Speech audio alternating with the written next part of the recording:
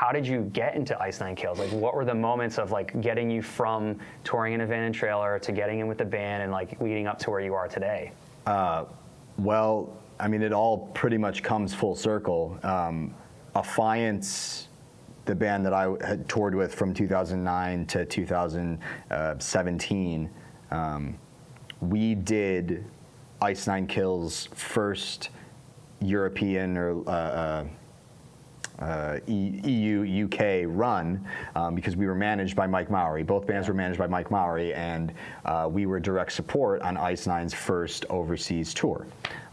It was our second time. It was Ice Nine's first time, and that's when we really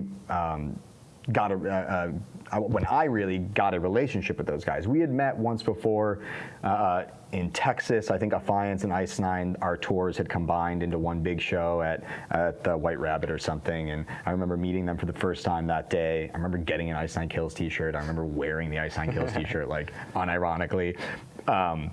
Even before that, 2007, I bought a CD from Spencer Charnas in Buffalo, New York, outside of a Armor for Sleep, The Bled, Seos in concert. Wow. They were there just selling CDs outside. Amazing, yeah. And I bought The Burning from Spencer for $10 or whatever. Yeah. And that I was 16, 17 years old. That's crazy. Yeah. Crazy.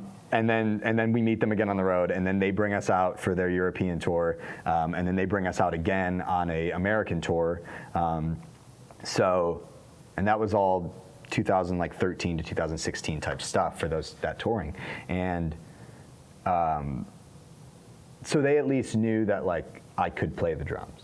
I think that at the time, JD, who was the guitarist in the band, who was a very hands-on, hardworking, the guy that would kind of made it his job to be the crew guy. Yeah. I think that he saw that in me as well. And in 2017, when Affiance called it quits and said, like, we're not going to be touring anymore, I kind of took a year off and was back to my job of building road cases. Yeah. I was working in a wood shop. I built a lot of road cases for a lot of bands and a lot of production companies, and was working long hours and missing playing drums and like missing touring so much. And there was a moment where the case company started to go through some financial troubles, and the day that the owner of the company told us that it was our last day on the job, that basically we can't afford to stay open anymore. This is everybody's last shift. Half the guys left and didn't finish the shift. I stayed and finished my shift because there were still cases that could be built and sent out that day. And within the last hour of my shift, JD called me and asked if I wanted to play drums for Warped Tour. Dude. So it was literally not even a circle. It's like a weird figure eight going on of buying a CD in 2008 or 7, touring with them twice, being basically laid off from touring and then laid off from my job in the same day, having Ice Nine Kills call me and be like, we trust you because we know your work ethic. Yeah. We know that you can play drums. You've seen our old drummer play, enough shows to where you're familiar with our music. Right. Would you be able to learn this set and play Warped Tour with us? And it was a door closing and a window opening, or whatever you want to say about it all. And I mean, before we even played a single show, I was already in photos and music videos because they needed a guy. They needed a body. Yeah. And photos looked weird with just 3 guys, and music videos look weird when you actually don't show who's playing the drums. Right. I mean, at least for me, I hate when I don't know who's playing the drums. Yeah. And so I was already kind of an established member of this band as far as my face goes before we even played our first show at Warped Tour. Yeah, that's crazy. Yeah. You never know what's around the corner. That story you just told me is insane. And I met Spencer, I used to put on shows at our local PNA. Yeah. And when it was Ice Nine Rocks. VFW? Yeah, a VFW, Knights of Columbus. Back in the day, you'd go to Kinko's and fly your own shows and stuff. Floor shows. And Spencer and the dudes came down and played, and they stayed at my parents' house, and we stayed up all night.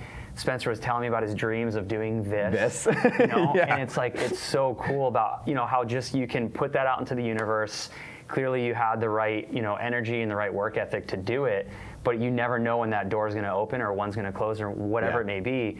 And I hadn't talked to Spencer in a bit, and I ran into him at Warped Tour, the last 2 Warped Tours, the one that was in Jersey and in San Francisco. Yeah, the night. He walked by our next year, booth in Jersey. He's like, dude, we need to get a popcorn theme kit. I'm like, yes, you do. Let's go. And it just all kind of It's like the first time anyone's ever said that series of words together. Yeah, and I'm like, yes, you do. We'll build you a popcorn kit. And it's just, that again goes back to, I think, the power of networking, of like just having relationships. And it's relationships. And networking, I think, does sound pretty like. Well, I mean, it's the more professional way that people say it now, just because of social networking. But networking in person is it's a relationship. Yeah, and your story, the reason I guess I was going down that path is your story is a testament to that exactly. Yeah.